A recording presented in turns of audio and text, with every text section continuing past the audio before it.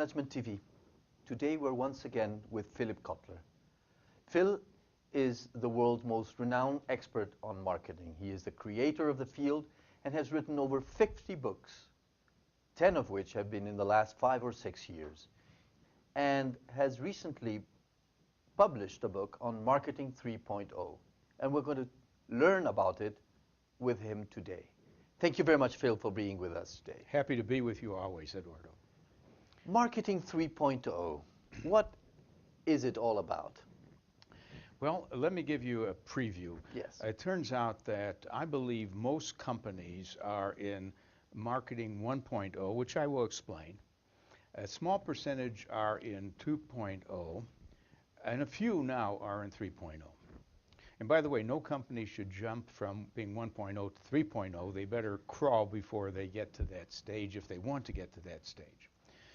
A Marketing 1.0 company is doing the job, a good job. They are being efficient and profitable, making something for a lot of people. However, some companies have decided to learn more about who they're selling to. Okay. They move from just making and selling a good product to understanding their customers with big databases and watching movements in their customer fans and so on.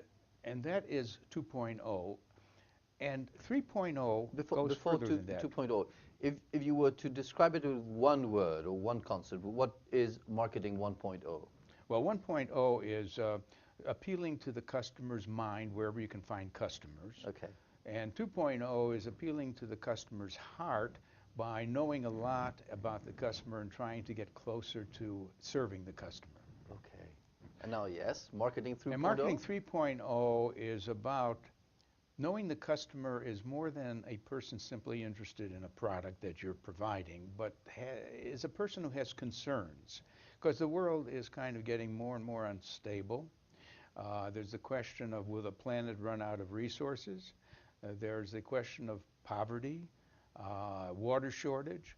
And so it's a context for a company saying, we care too.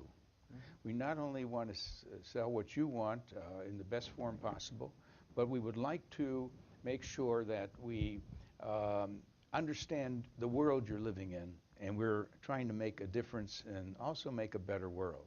That's 3.0. In one word would be? Caring about the planet and the world. Okay.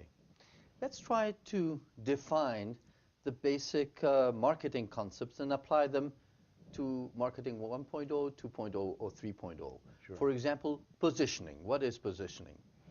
Well, positioning is letting your target customers know how you will differ from the other competitors in offering points of difference and not only points of parity. We use those terms.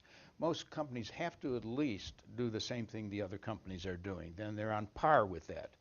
But you take a company like Starbucks, they're not only make sure that the coffee is fresh and that and it delivers what coffee should deliver, but they add much more. They're positioned as giving a finer coffee, more types of coffee, and a whole experience in a place where you're going to enjoy the moment of coffee.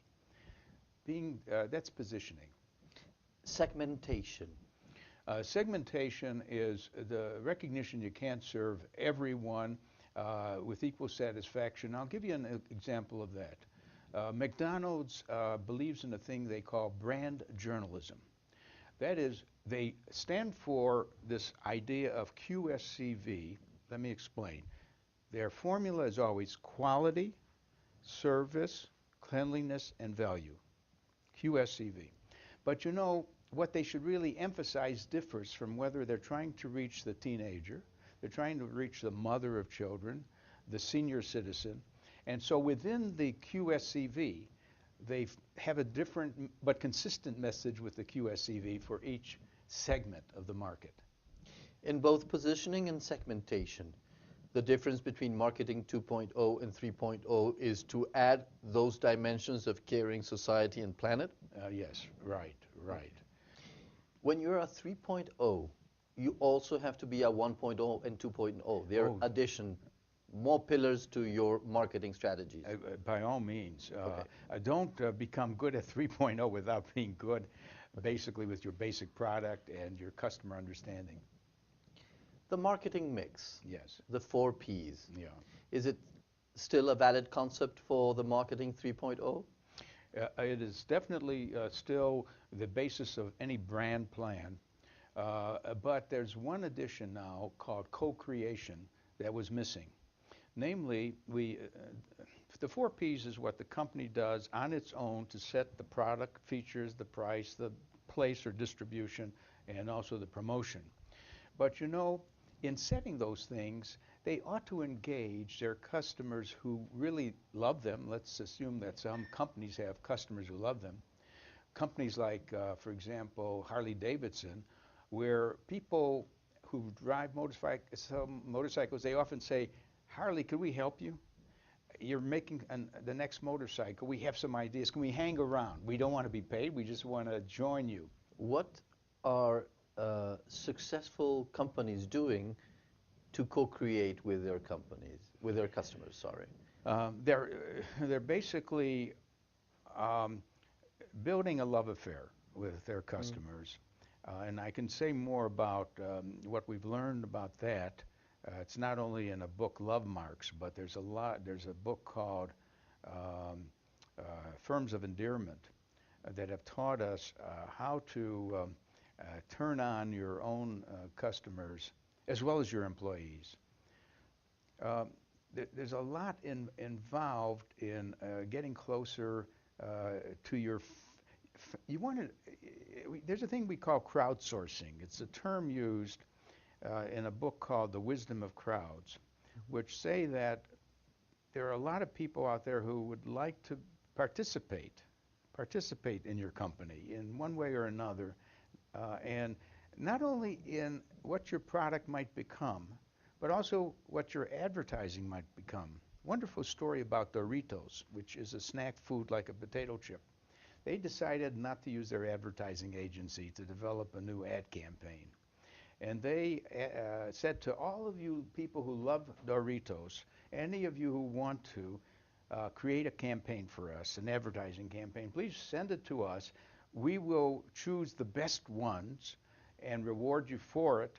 And not only that, the very best one will be used for our next campaign, which means that they're bypassing the ad agency, and they ended up with a brilliant campaign that no ad agency would have probably, with its narrow interest in a few concepts, have come up with.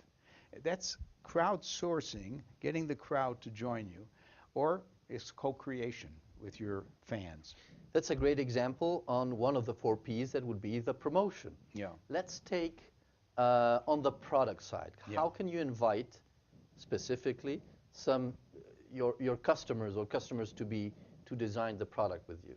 Well, you know, it's been done for a long time within the B2B world, the business-to-business world. Any business firm that's making a technical component will go through an alpha and a beta test. Now, the alpha test is to make sure that the component works, doesn't break down inside the company using your own scientists. But then they select a subset of customers with whom they have a good relation, and they ask them to try the product and to suggest any improvements before they do a launch of the final product. So beta testing is the same as co-creation. Okay. Question is, what about a consumer packaged goods company? Well, they do it by having maybe a consumer panel. In fact, do you remember research being done at MIT called lead users? Lead users. No. The professor in that area has shown many companies that they will always have some users who are demanding. In fact, they take the product they just bought from you and improve it themselves. It could be a computer where they play around with the software or the hardware and make it work better. So lead users is another version of watching people take your product and make it better. Let's see co-creation with price. Yeah. Is that possible, or that's too risky? How can customers help you set the appropriate price? Well, you know, it's done in the following way, which most companies can't do it that way. When you say as a restaurant, and this has happened, come in, order what you want, and then pay whatever you want. That is to say, and a movie theater could do it. A movie theater could say, just come in, watch the movie, and just leave whatever you thought the movie was worth. Okay. It hasn't spread, but it is a way of saying, let the customer be the judge of the value of the product. And finally, if we go to the 4 Ps with co-creation, would be place, distribution. How can customers help you co-create your distribution channels? Well, it isn't the final customers there. It is the distribution channels that are your customers at the intermediate level. Yes. And do you know many of the middlemen have been actually reshaping the product. The history of Walmart is telling a toy manufacturer their box or their package is too big for the shelf, and almost giving the design for a better box or package, or actually saying we won't accept it at that size. Go back and so on. So I would say that is co-creation with your distribution system.